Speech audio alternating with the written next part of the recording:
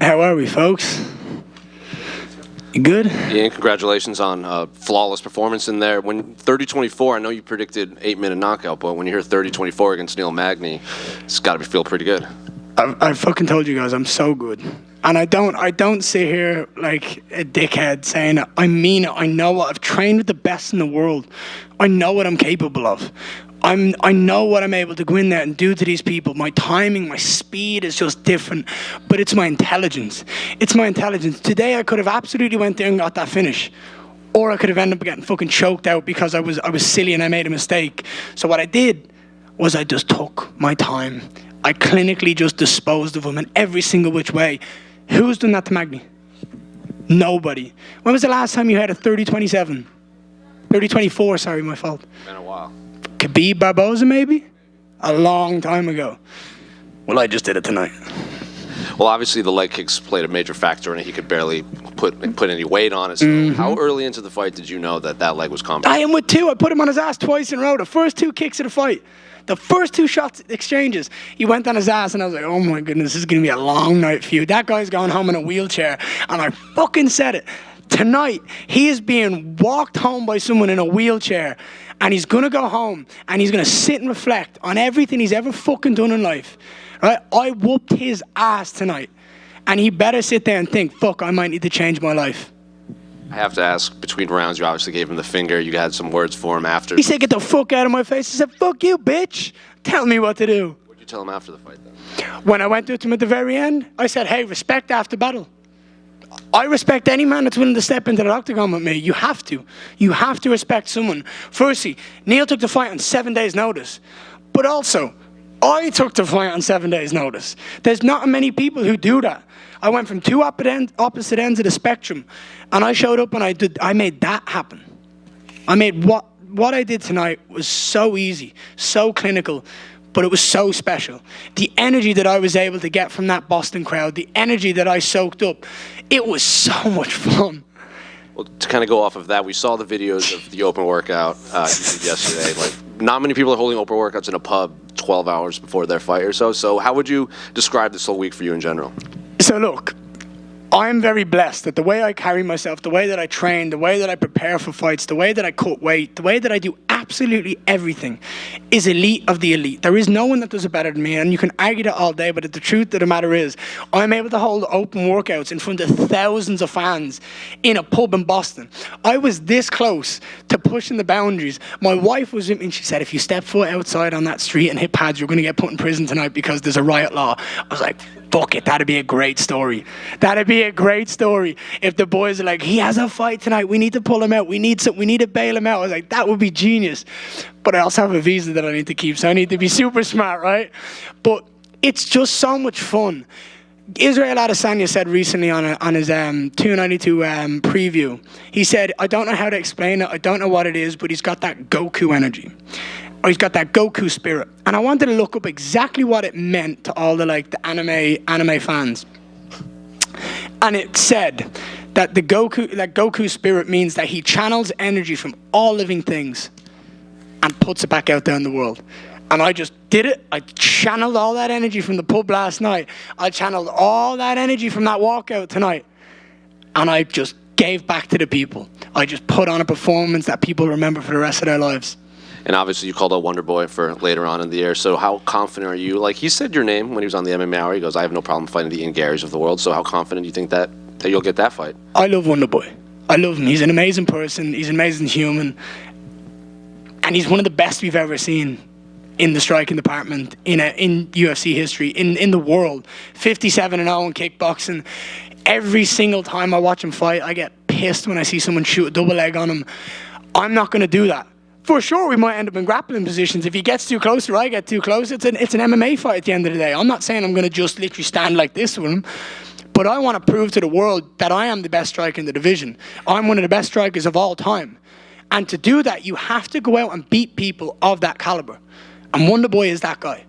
So for me to go out there and to beat Wonder Boy, to finish him, to get a decision win, whatever the win is, to have my hand raised against that man absolutely means that I am the new generation of strikers in the UFC, and it is unarguable that I am the best striker in the division. And last one for me, kind of going off of that, when Israel fought Anderson Silva, he said there were moments when he fought where he's like, oh, I've seen this on television a million times, and it was kind of surreal seeing it coming at him. Do you think you would have those moments against Wonderboy? Yes and no. Israel and Izzy have a very, very similar game set, like game plan, game set. Like everything they do is very, very similar, and they're both elite at what they do. Like in their primes, could you imagine seeing those two go at it in the prime? Amazing, right? It's a dream matchup. Wonderboy is a very different striker. He's a very different tactician. What the problem is with Wonderboy is many people don't know how to solve the Rubik's Cube. He's a challenge. He's difficult. I believe I have all the keys and all the skill to go out there and find that victory, and prove that like speed, patience, and intelligence is what can go out there and get that win. And I would love to compete against Wonderboy. It would be amazing. And I'd fucking train with him against Wonderboy, for Wonderboy. Because we're that type of guys. Like, I'd love to do it. So, yeah, he's a very taekwondo style, and I don't have that style. I'm very much like boxing and kickboxing. I mean, I only started kicking like 4 years ago, and I'm the best at it. So I'm looking forward to that challenge. Oh, I want 5 rounds. The fans deserve, again, giving back to the people. The fans deserve 5 rounds, and if he can last that long, it's better for the people. Ian, do you feel like the fight with Wonderboy would be like a title eliminator? You're somebody that's kind of been calling his shots, right? Like, so what would that fight mean, or would you still need one more for? No. I'm not going. No, 4 more. Okay. 4 more. I'm not rushing. I'm 25 years of age. I don't need to rush. I need to develop my skill set to be the best I possibly can be, because when I hold that belt, there's nobody taking that belt off me. I'm retiring as the champion. I'm retiring as one of the greatest of all time, and nobody's going to come close to me. Yeah. I want to beat Wonderboy. I want to have that title as the greatest striker in welterweight history. That's what I want, and I need to beat Wonderboy to do that. But then there's a lot of grapplers in the division. I'm going back to Brazil. I'm going to jump on a plane soon. I'm going to go back to Brazil, and I'm going to absolutely hound jiu-jitsu out of it. I'm going to work on my wrestling, and I'm promising you now, when those guys shoot, when those guys feel the speed and the kicks that I have and the power that I have in my hands and just the understanding of striking, when they shoot, they're just going to go, fuck, he's just as good on the ground. And tonight I showed that. Tonight I showed how good I was in the clinch. I took my time against Magny. He's awkward. Didn't put me anywhere near the ground. I took him down. And at the end, the last thing I wanted to do against Magny was get swept or take an elbow or anything like that, because I'm far too pretty to leave a fight with a cut or blood or anything like that. I just had a 15-minute fight. You guys have seen me 6 times now. Have I ever left that octagon with a mark? No. I'm never gonna. And was beating Magny, did you feel sort of next? Magny's a scumbag, and I'm glad I fucking went down and gave him a hiding. Because the shit he said at that press conference to you guys last week, I don't know how none of you picked up on that, by the way. The first second I heard it, I was like, what did he just say? I paused it, I was like, sorry. I must have misunderstood that. I watched it again, and I was like, oh my goodness. You cannot say something like that and get away with it. It seems that brought something out of you. So fucking right it did. It's justice. That you have some bad blood now going into a fight? Look, my baby sat over there in the corner over here, right? I know from my life, I was a pest as a kid. Look at me. I'm the exact type of person that's going to cause trouble. Do you know what I mean? I got a fucking whack at a wooden spoon. That doesn't mean I go and fucking do it to him. No, you break the cycle. And I see a lot of these comments being like, oh, this. If you want to be better and you want to change the world, don't do what you don't want to do to your life. Break the fucking cycle. Be a better human. Be a better man. And let's change the fucking world. And don't ever, ever, ever touch a fucking kid. Yeah. That's my attitude. And I don't think there's anyone in this room that's going to fucking disagree with me. And if you do, come talk to me. Lastly, for me, you said entering this event, you're the biggest star, but now that we saw the fight, we saw the reception, just wondering, at welterweight, 170 pounds, do you feel like you're the biggest star, the biggest name right now? If I'm not right now, I will be. If I'm not right now, when I smack Kobe Covington around in a couple of fights, I will be. If I'm not right now, when I beat Wonderboy, I will be. If I'm not right now, when I have that belt round my waist, I definitely will be. Ian, here to your right. Sorry, pal. How are you? Long time no see. Good to see you. Yeah, here, look at this. Look at that. Very good. I'm wearing the blue for Dublin. Hey, look, bro. I told you. Baby blue for Dublin. My wife's got the dark blue. We've got the blue and navy. I'm representing the Dubs. The Dubs went out there and won the Sam. Yeah. I've got two friends of mine. Congrats, Sean and Brian. Look, I'm a Dub at heart. I went out there today and I showed Boston, I showed the world that my roots are so deeply fucking rooted in Irish history and Irish culture that I put a suit on to make sure that everybody knew that I'm still representing the Dubs. Unbelievable. And the performance was incredible. You call out Stephen. I mean, I'd imagine you want that pretty soon.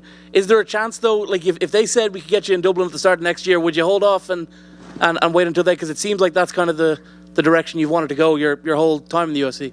No, I'm not holding off. No way. My foot's firmly down on that fucking pedal and I'm not stopping anytime soon. I believe that I can beat Wonderboy in December whenever they want to do it, wherever they believe is best, because at the end of the day, it's not my job to say where they do that. That's what they're here for. They said they've got the Irish guy blueprint. Right, let's see it. But they absolutely have to bring me back to Dublin and Ireland. I've said it for years. I'm the guy that's going to bring them back. I'm going to relight that fucking flame in Ireland, in Irish MMA. I'm going to bring back that chaotic energy that we have. I'm going to have fans traveling the fucking world, jumping on cars, setting fucking fires, drinking the world away. I'm going to cause... Look, the Irish fans are the best in the world, and we need to relight that flame, and I'm the guy to do it. You mentioned wanting 3 or 4 fights. I mean, obviously, it sounds like Wonderboy and Colby are 2 of those. Who are the other guys on the list before you head up to fighting for the title? Who would you want to see? It's a good question. Shavkat? I've trained with Shavkat. I'm telling you now, me and Shavkat will be a hell of a show if that happens one day. I know who you won't fight is Gilbert. Gilbert's my boy. I was actually going to call him out for the crack tonight. I was going to be like, I want to fight Gilbert Burns next. Fuck you. No, I was going to do it. I thought it'd be so funny. But I was like, no, I need to stick to business. I need to shoot my shot and get it. Is it too late, by the way, this is the last question for me. Is it too late now for your mom to call you, or have you spoken to your family back at home? Oh, my phone's in airplane mode and it's not getting taken off airplane mode for about 4 weeks. I'm going to change my number tomorrow. I'm going to send a couple of people a text and I'll be like, hey, this is me. Don't give my number to anybody. Yeah, I like to keep myself very private to everybody. I have a very, very close circle. I keep it tight because it matters to me. Ian, right here. How are you, sir? Good, how are you? How do you think I feel? I feel fucking amazing. Yeah. Top 10 in the world, baby. Yeah. You said you don't have a mark on you. How quick of a turnaround do you want? I think they'd want me to do MSG. And the truth is that it makes sense, but tax. It's a lot of tax. And fuck that. Let's avoid that if we can. Avoid it like the plague. Vegas is way better. So, I love Vegas. I have so much of a connection with Vegas. I got married in Vegas. I had my first baby scan in Vegas. My son's middle name is Vegas. I love and adore it. So, I'd love to go back to Vegas and put on a show. I mean, it's the biggest city in the world. The Irish crowd, you know. I'd be excited to do it. I think that would be an awesome 5-round fight in Vegas for the fans. I'm just never finding the fucking apex. I can promise you that. So one thing that a storyline with you and Magny was Magny's never really been a trash talker. You got in his head. You got a trash talk. Now you're talking to Stephen Thompson. I mean, that's the good Christian guy. Doesn't say bad word about anything. I mean, would you trash talk Stephen Thompson?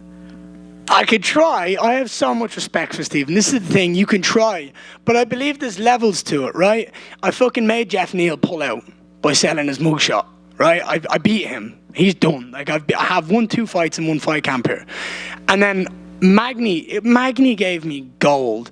It's like someone handing you a gold bang on here. Yeah, don't drop it. It's like, obviously not. I'm going to use this. You can't sit there and say something so fucking stupid on air, on live TV, and not get absolutely slated for it. Like, and that was my goal. Like, I didn't want him to have one word spoken at that press conference because he didn't deserve it. And also, did you see the emotion? Go back and watch the press conference when Dana was like, right, we're going to wrap it up. And you look at Magny and he's fucking livid. You could see it in his body and his soul that he was pissed. I got in that man's head. I pissed him off. I made him stressed. I made him angry.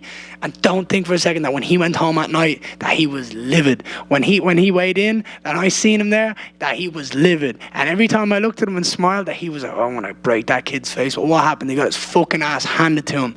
Justice is amazing. And you mentioned, you said you want 4 fights so you can continue to build your skills.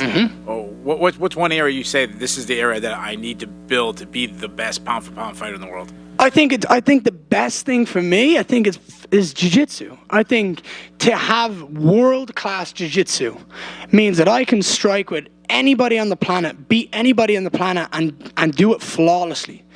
Right? And if anything goes sideways, whether he takes me down, whether I get dropped, whatever happens in life, the minute my butt touches that cage or the minute my butt touches that mat, we're grappling. Wrestling's done.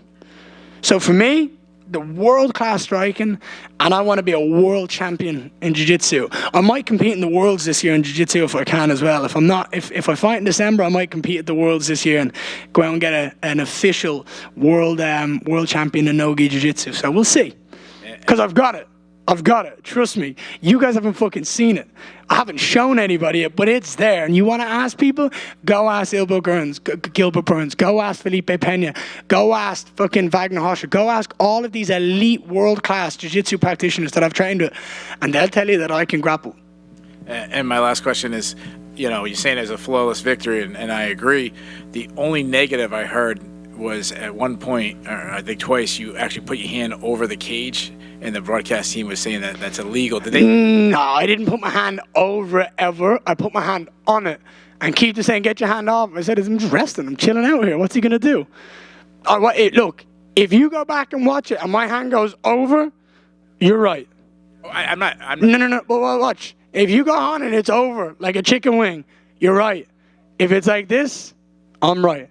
And I'm goddamn sure that my hand didn't come down off that thing. I can promise you that. I was just chilling. There was nothing he was doing. So I'm like, shit, all right, I'm just going to lean here and take my time. Congratulations. Thank you. It's bash it out. If difficult fights are learning experiences, and, like you said, not a lot of 30-24s pop up, what can you learn from a fight like this? That I am absolutely sensational at what I do. That's the truth. I can learn that when I talk the talk and I walk the walk, that I am fucking honest to myself. And the truth is, I took that fight in 7 days' notice, and look how good I looked against a guy that I had fuck all time to prepare for. I'm elite. Ian, back right over here. How are you, sir? Good, you, sir. I'm fucking amazing. So you had mentioned earlier in the week that a lot of people over in Europe are going to be staying up really late to watch you fight tonight. What's your message to all those people back home who are maybe on their third cup of coffee trying to enjoy it? I hope it was worth the wait. I hope we put on a show that you'll always remember.